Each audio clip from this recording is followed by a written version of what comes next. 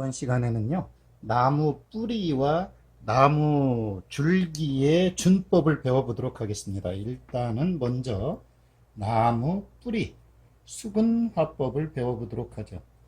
이 사람들이요, 나무를 그릴 때 특히 한국화나 산수화에서 이 나무 뿌리 그리는 법을 배우지 못해서 나무의 밑부분을 대충 그리는 사람들이 많거든요. 그런 의미에서 한번 뿌리 그리는 법을 좀 해보도록 하겠습니다. 뿌리 부분을 어떻게 그리면 될런지 한번 해보도록 하죠. 야, 보면은요, 여러 가지 방법이 있지만 한번 보여드리도록 할게요. 이렇게 해서 이렇게 구멍이 나기도 하고 좀 이렇게 갈라지기도 합니다. 그죠? 이런 식으로요. 그래 놓고 밑부분에 막 잔가지들이 이렇게 해서 얽히설키 이렇게 되죠. 이 뿌리의 길 같은 데 가보면 뭐 그런 거 충분히 느끼실 수 있는데요. 이렇게 나무가 오래된 나무일수록 윗부분이 좀 쭉 내려와서 이런 식으로 뿌리들이 있죠.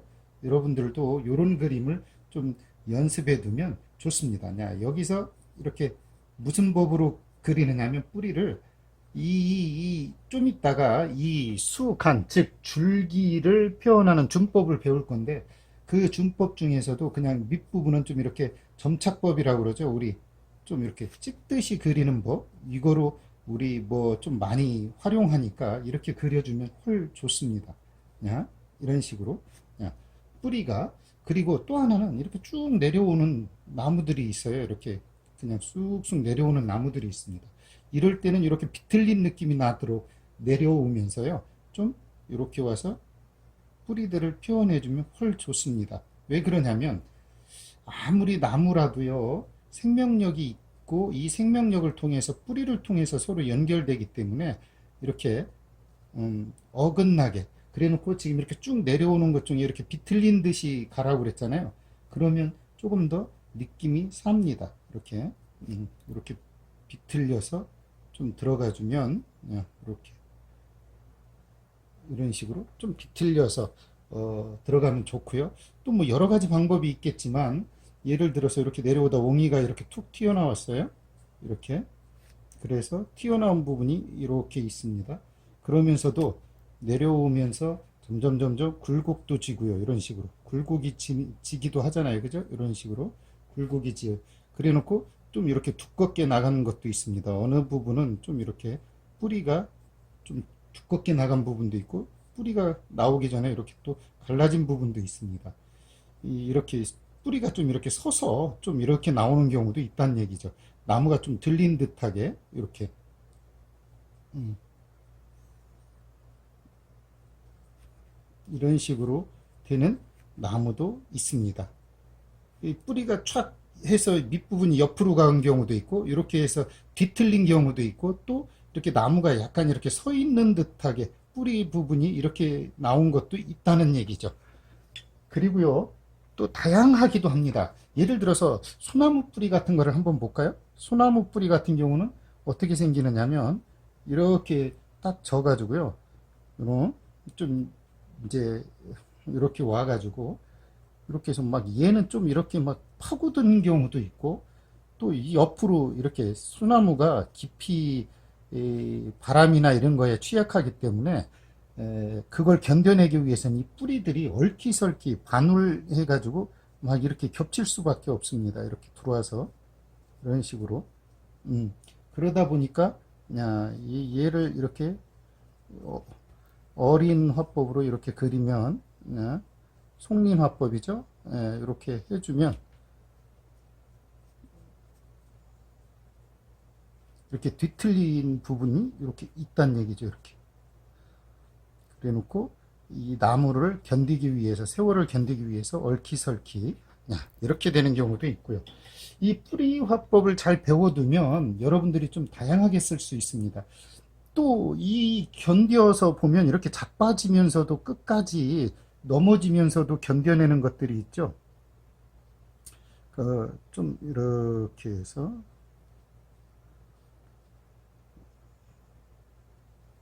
막 억지로 잘 견뎌내는 것들이 있어요. 이렇게 응?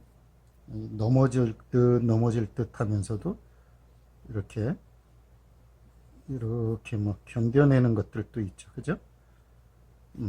그래 놓고선 옆에서 이렇게 이런 데에서 또 하나가 착 올라가는 경우도 있습니다. 이렇게 뭐 물론 이때 잔가지는 좀 영활하게 좀 이렇게 표현해 주는 게 더 좋겠죠. 그러니까 한 번에 착 하는 기보다는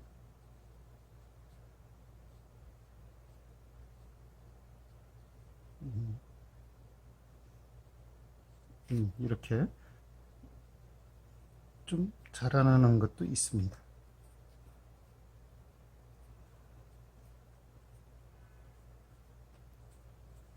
이렇게 예, 보면 이렇게 넘어지면서도 생명력을 갖고 있고 그거에 견디어서 옆에서 또 막 이렇게 어린 싹이 어린 나뭇가지가 나오는 경우도 있죠. 그죠? 이런 걸 보면 좀 대견하다는 생각이 들잖아요. 그죠?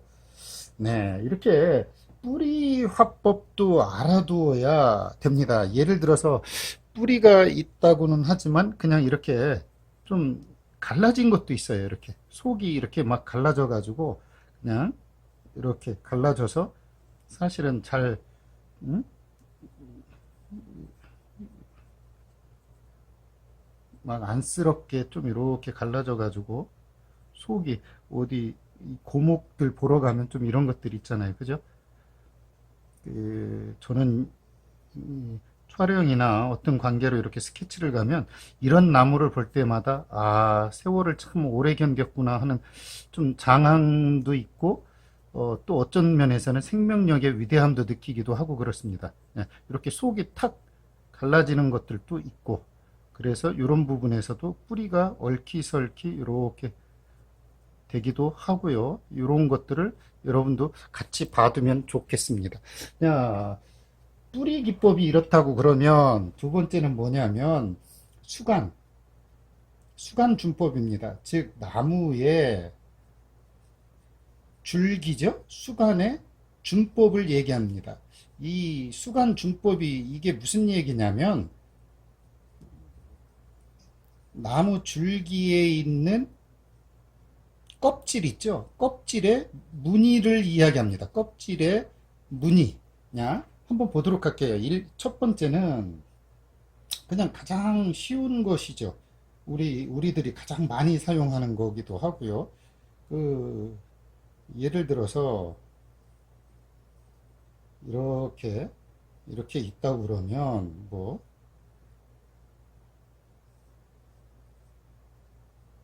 이렇게 있을 때, 얘를 그냥 일자로 이렇게 해주는 거예요. 이 무늬를 일자로 이런 식으로. 그 대신 어디는 길고 어디는 짧고 하면 서로 겹치지 않게 이렇게.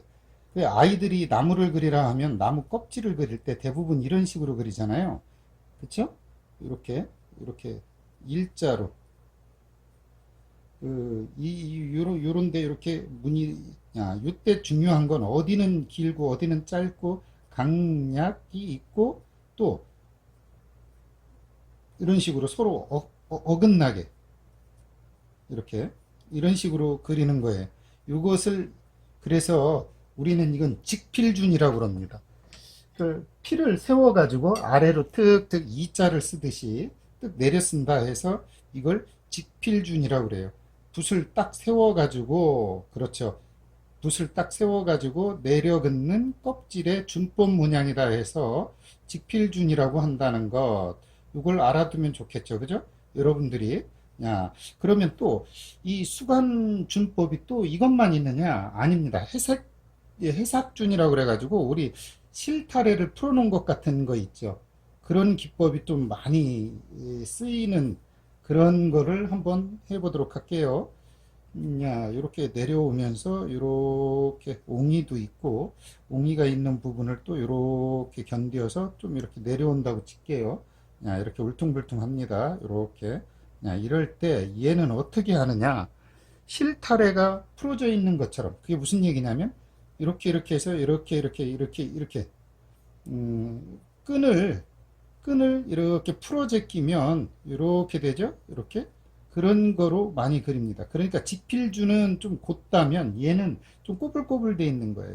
이렇게 풀어서 구불구불 이렇게 풀어 제낍니다. 이렇게 어떻게 보면 하엽준처럼 비슷하죠. 이제 여러분이 산석을 배울 텐데 그때 뭐를 배우냐면 준법을 배울 거예요. 준법을 배울 때 요거를 이야기할 겁니다. 지금은 그럴지라도 수반, 이 나무 줄기에도 이렇게 표피의 무늬에 따라 이렇게 한다. 얘는 좀 뒤틀리고 좀 그런 거에 더 많이 쓰입니다. 왜 그러냐? 생명력이나 어떠한 꼬불꼬불한 걸 더 강조하기 위해서 그래요. 그러다 보니까 얘는 풀해자, 끈삭자, 녹끈삭자입니다. 풀해자, 그쵸? 이 풀해자, 그러니까 끈을 풀어놓은 것 같은 준법이다 해서 해삭준입니다. 얘의 특징은 뭐라고요? 그렇죠. 끈을 풀어놓은 듯이 그리는 거예요. 그래서 이렇게 있으면 끈을 이렇게 풀어놓잖아요. 이렇게. 그죠? 이렇게, 이렇게, 이렇게 실타래에 끈을 이렇게 풀어놓듯이 이렇게 그리는 걸, 바로 줄기 그리는 법 두 번째고요. 그 다음에 또 어떤 게 있느냐. 뭐, 여러분들이 잘 알고 있는 사람 인자를 통해서 그리는 법도 있습니다. 사람 인자도 이 준법이라는 거 알아두면 여러분한테 다양하게 이걸 많이 할수록 여러분은 다양한 나무의 형태를 하실 수 있습니다. 이것을 하실 때 인자를 긋듯이 합니다. 이렇게 사람 인자를 시옷자 있죠? 이렇게 사람 인자를 긋듯이 이렇게 이런 식으로 그런데 이거를 할 때 너무 옆으로 가기보다는 밑으로 이렇게 길쭉길쭉 하는 게 좋아요. 왜냐하면 그래야 이렇게 해서 어느 한쪽은 좀 이렇게 진하고 어느 한쪽은 좀 가늘면서 음영을 주면 이렇게 되겠죠. 그죠? 왜 이쪽을 주고 이쪽을 주고 싶다. 어느 쪽을 좌측 우측 중에 어느 쪽을 더 많이 주느냐 그건 여러분 마음입니다. 저는 뭐 이렇게 해서 가운데에 표가 나게 한번 해보고 싶다 그러면 이렇게 하면 돼요. 이렇게 이렇게 사람 인자를 이런 식으로 그렇다고 해서 꼭 사람 인자의 형태가 될 필요는 없어요. 다만 그런 걸로 이렇게 나무 껍질을 표현하는 법이 있다는 거죠. 나무 줄기에 이거를 인자준이라고 그럽니다. 사람 인자의 글자를 닮았다고 그래서 인자준이고요. 이 준은 주름진 겁니다. 그러니까 소위 말하면 이 나무 껍질의 모양이죠. 여러분이 소나무에서 가장 많이 사용하는 준은 뭐예요? 그러죠. 어린 준이죠. 물고기 비닐 같은 준법인지. 그죠? 그걸 가장 많이 쓰잖아요.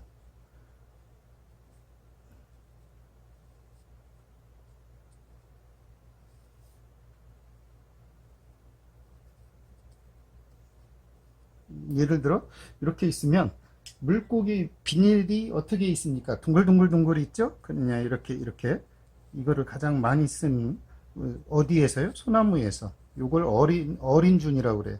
물론 소나무에 이걸 쓰면 송린준이라고 하겠죠. 송린화법이라고 하겠죠. 이렇게 둥글둥글둥글둥글 둥글. 그런데 이 크기가 너무 똑같거나 아니면 두께가 너무 똑같이 그리면 안 됩니다. 어디는 크고 어디는 작고 어디는 크고 어디는 좀 작고 하면서 그것을 그려줘야 얘의 화법이 완성이 되겠죠. 얘를 특히 그래서 뭐라고 그러냐면 어린 물고기의 무늬와 같다 해서 물고기 어자에 비닐린자를 써서 어린준이라고 그럽니다.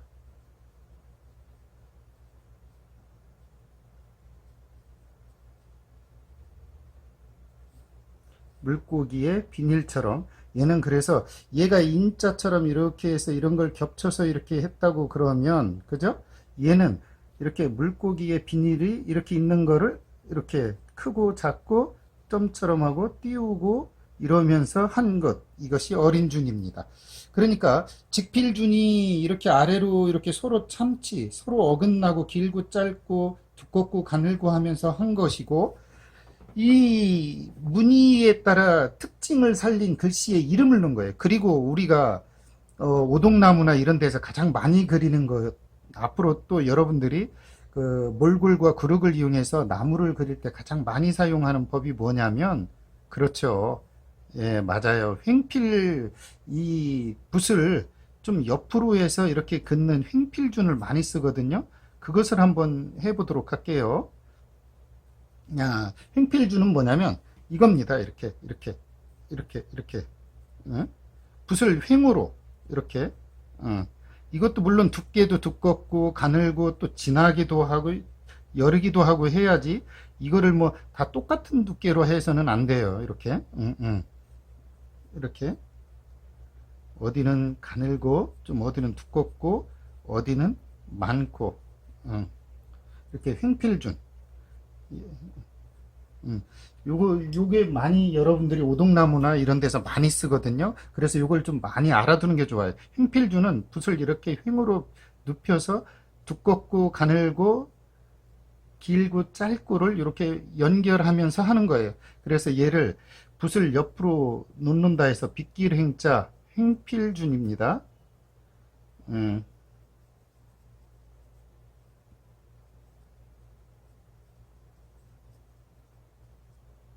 횡필준. 그러니까 우리가 이런 것을 알아두면은 나무를 그리기에 굉장히 좋겠죠? 이번 시간에는요, 오동나무를 좀 한번 그려보도록 하죠. 네, 일단 오동나무의 그 앞에 있는 나무 먼저 그려보도록 할게요. 네. 오동나무를 그릴 때는 뭐 잎사귀에 다양한 표현이 있지만 하나는 구룹과 몰골로 한번 해보도록 하고요. 일단 이번 시간에는 좀 이렇게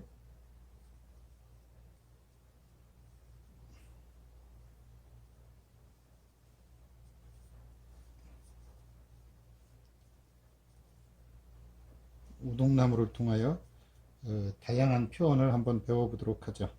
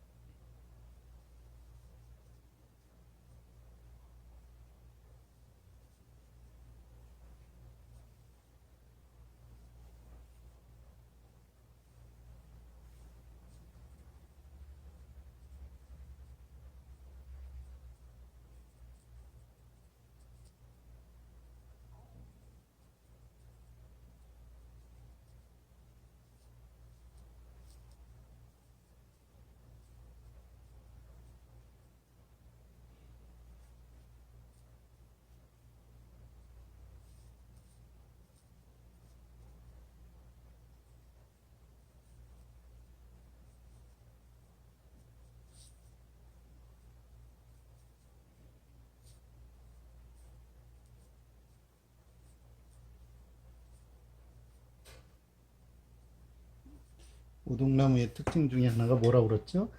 횡필준이라고 그랬죠? 이렇게 이거 기억나시죠? 횡필준.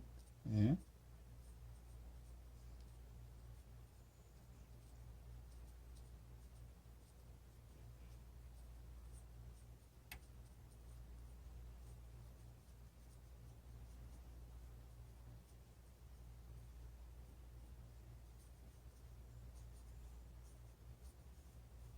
이렇게 횡필준으로 이렇게 해놓고요.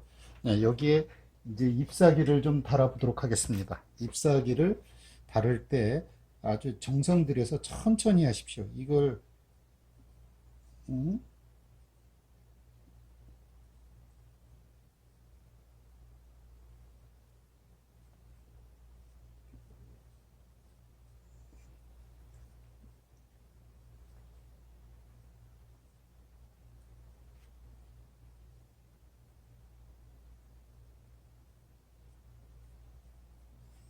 이렇게 숨어 있어서 안 보이는 것도 있죠.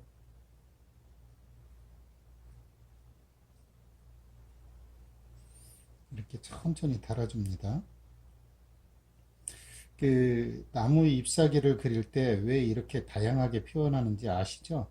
예, 단조로움을 피하기도 하거니와 그림의 에, 다양성 그리고 수종의 나무 종류의 다양성을 보여주기 위해서 그러는 거거든요. 그런데 이게 하나만 알고 여러 가지를 모른다고 하잖아요. 그러면 그림이 단조롭게 변합니다. 그걸 방지하기 위해서 여러분에게 이렇게 보여드리고 있고요.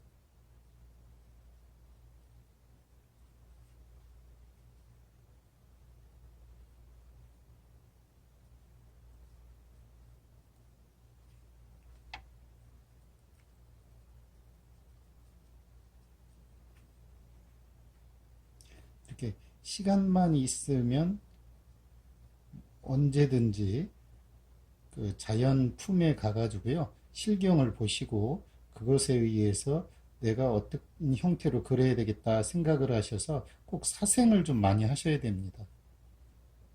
사생을 해보지 않은 분들은 자연이 어떻게 생겼는지에 대한 감이 좀 떨어져서 상상으로만 자꾸 하려고 하거든요. 상상으로만 하려는 건 좋은 게 아닙니다.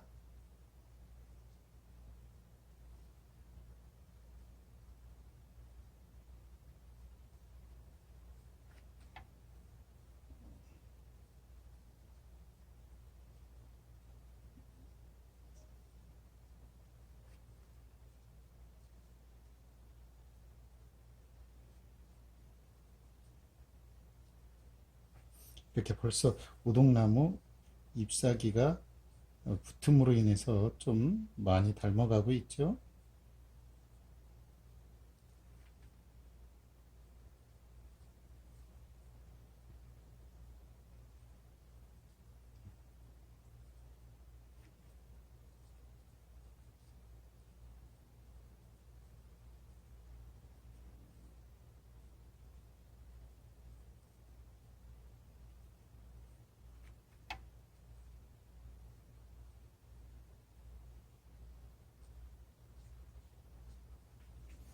이렇게 꾸준하게 이렇게 이 인내심을 갖고 이렇게 그리다 보면 내가 어느새 오동나무 속에 들어가 있는 것 같고 오동이 갖고 있는 그 곡절, 곡조를 나는 어느새 그 느낄 수 있게 되죠. 자연을 우리가 그리는 이유 중에 하나가 바로 그런 느낌이니까요.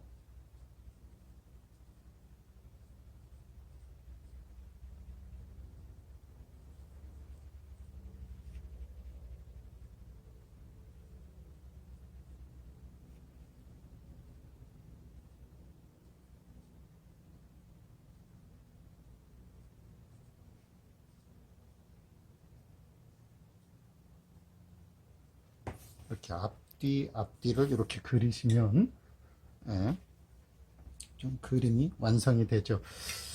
물론 이렇게 와서 이 뒤쪽으로 건너오는 것도 있습니다. 이렇게 그렇겠죠, 당연히.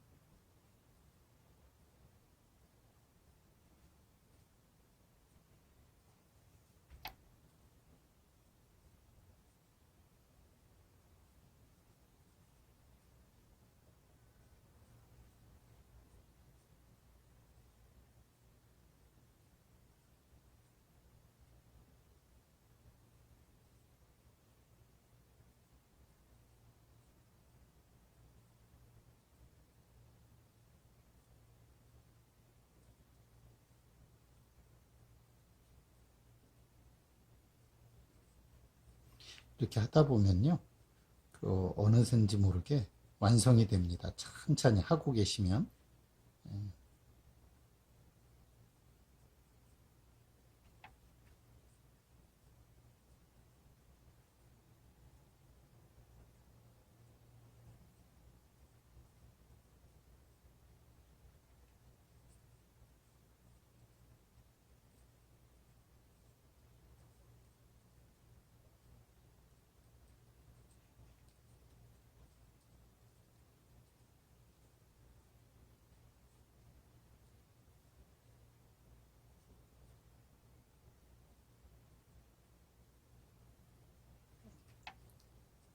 이렇게 겹쳐 들어가고요. 이렇게 가지가 있어서 좀 떨어지기도 하고요.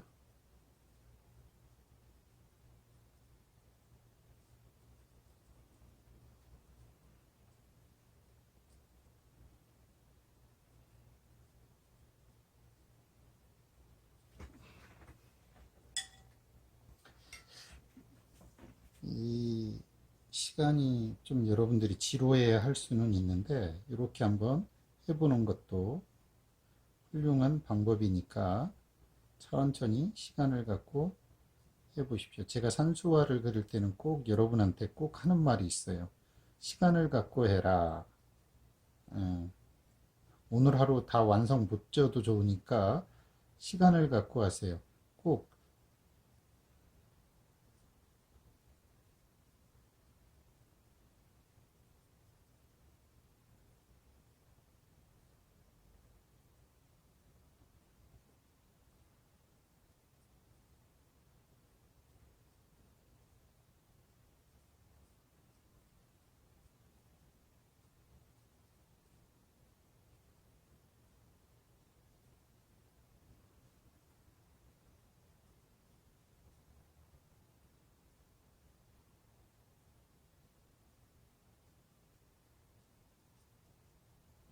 보십시오. 이렇게 하다 보면 벌써 완성이 됐죠? 이것이 소나무, 예, 오동나무를 그리는 법인데요. 여러분들한테 여기에 이제 잎사귀 색을 칠하기도 하고 안 칠하기도 해요. 그런데 저는 지금 여러분에게 보여드리기 위해서 그냥 여기 둥치만 이렇게 보여드리도록 하겠습니다.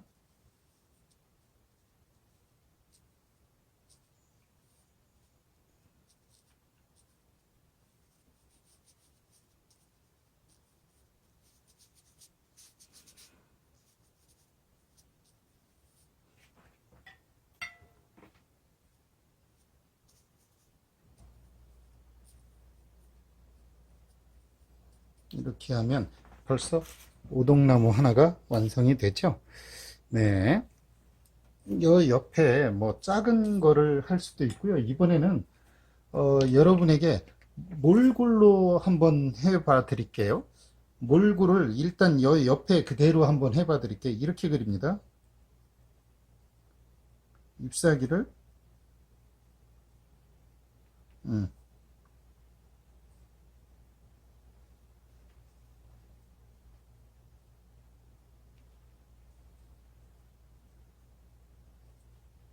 크게 그리고 작게 그리고 이렇게 가늘게 작게 이렇게 그립니다. 음, 이렇게 그린 상태에서 제가 이 옆에 좀 어느 정도 저기가 됐다고 생각을 하고요. 앞뒤를 보여주기 위해서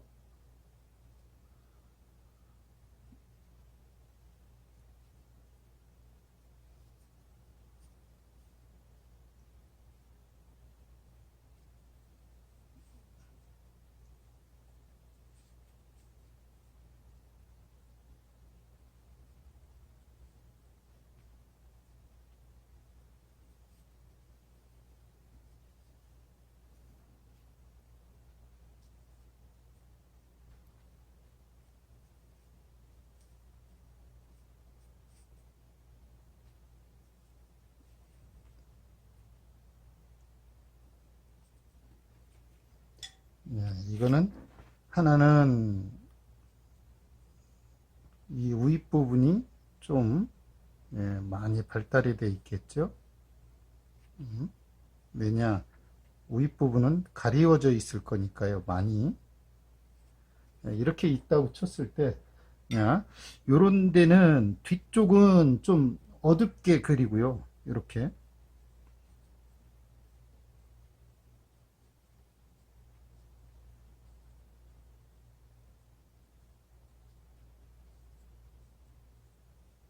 좀 있으면 마를 거거든요.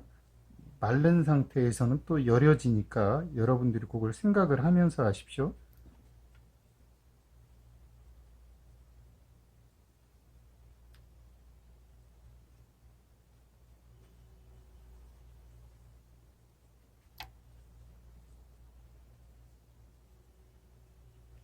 음,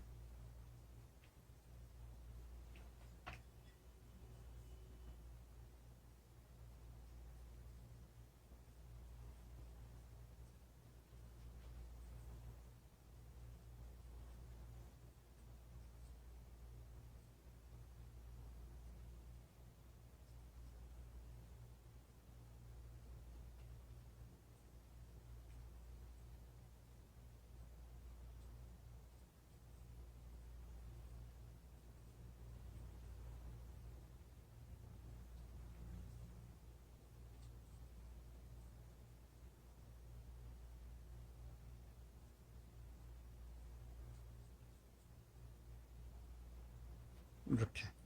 이것이 오동나무 몰골로 그리는 법인데요. 자, 이제 윗부분을 좀 그려보도록 할게요.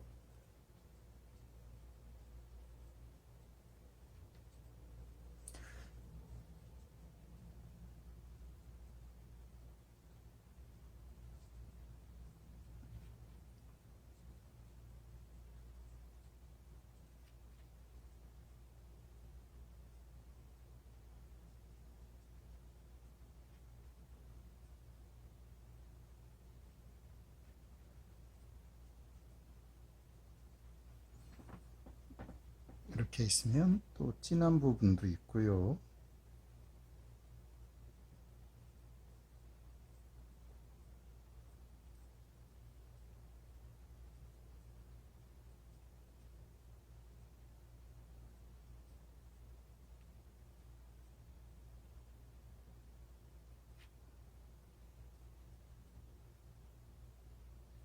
이렇게 그리면 오동나무가 되겠죠.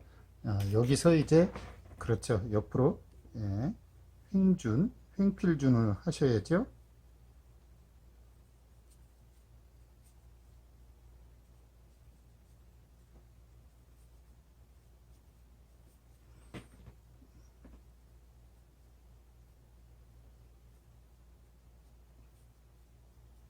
이렇게 하면 이것이 횡필준으로 해놓은 네, 이렇습니다.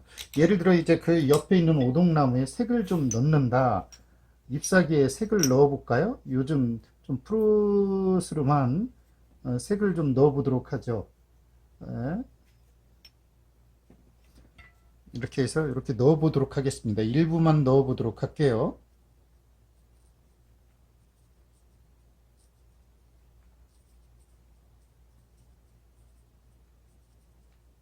제가 좀 여유를 남기고 넣는 이유는 음영을 주기 위해서 그렇습니다.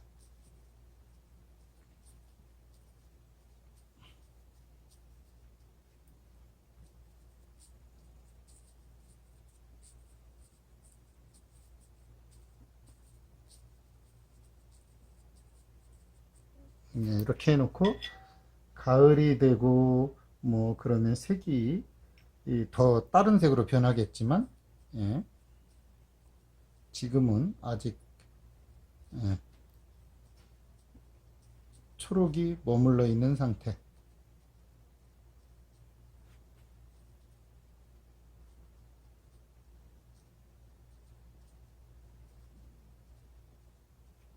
이렇게 색을 넣어주면 구룩과 몰굴 화법으로 그린 오동나무의 느낌이 여러분에게 확연히 차이가 날 거라고 나는 느낌을 여러분이 아실 수 있을 거라고 생각을 합니다. 이렇게 확연하게 차이가 나죠.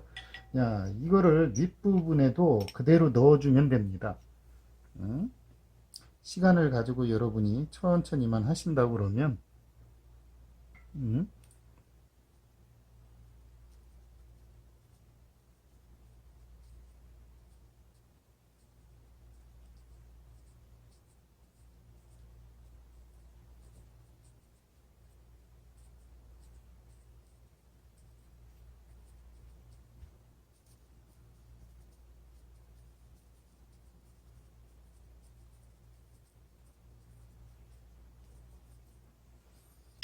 해놓고 조금 여린 색으로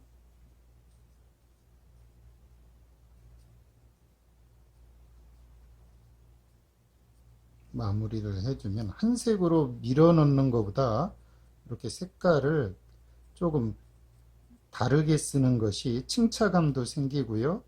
그리고 푸릇함도 그리고 또 화면이 납작하게 통일되는 그런 거를 깨뜨릴 수 있는 효과를 내죠.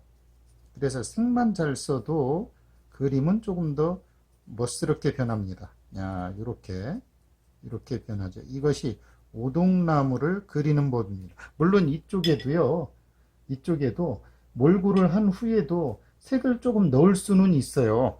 이렇게 색을 조금은 넣을 수는 있습니다. 이렇게. 그러나 이거는 제가 여러분에게 얘기하고 싶은 건 뭐냐면 이렇게 대비가 되는 것, 즉 어떤 곳에 이렇게 몰골로 잔뜩 있는 거 옆에 구룩 그리고 구룩 옆에 몰골 그려야지 다 무룩만 있고 몰골만 있고 구룩만 있으면 안 된다는 얘기예요. 왜 그러냐면 그 변화가 없어서 신묘스러움이 사라집니다. 그래서 되도록이면 그림을 그릴 때는 음과 양, 그리고 높은 것과 낮은 것, 그 다음 기운 것과 바로 선 것, 그리고 진한 것과 여린 것, 그리고 이렇게 구룩 잎사귀와 몰골 잎사귀 이런 것이 나란히 같이 있어야 어떤 변화가 있고 그럼으로 인해서 볼만한 그림이지 하나로 통일된다 그러면 볼만한 그림은 아닙니다.